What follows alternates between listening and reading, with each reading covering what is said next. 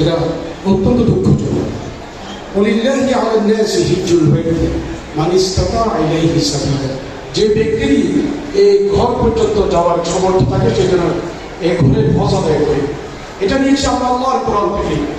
ইন্নামা সাদাকাতু লিল ফুকারা'i ওয়াল মাসাকিনি ওয়াল আমিলিনা আলাইহা ওয়াল মুআল্লাফাতি কুলুবুহুম ওয়া ফির রিকাবি ওয়াল গারিমিনা ওয়া ফি সাবিলিল্লাহি ওয়া বিনিস সাবিল।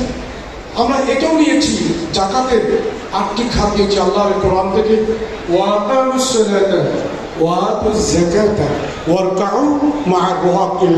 এই নামাজের এই আয়াতটি নিয়েছি আমরা আল্লাহর কোরআন থেকে।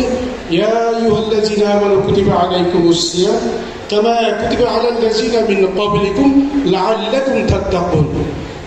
হে ঈমানদার ব্যক্তিরা, তোমাদের উপর রোজা ফরজ করা হয়েছে, যাতে করে ফরজ করা হয়েছে তোমাদের পূর্ববর্তী লোকদের উপর, যাতে করে তোমরা তাকওয়া অর্জন করতে পারো। এটাও নিয়েছি আমরা আল্লাহর কোরআন থেকে। কিন্তু বিচার ব্যবস্থা, বিচার ফয়সালা আমরা নিয়েছি তাগুত থেকে। আলাম তারা ইলাল্লাযীনা ইয়াজুমুনা আন্নাহুম আমানু বিমা উনজিলা ইলাইকা ওয়া মা উনজিলা মিন ক্বাবলিক।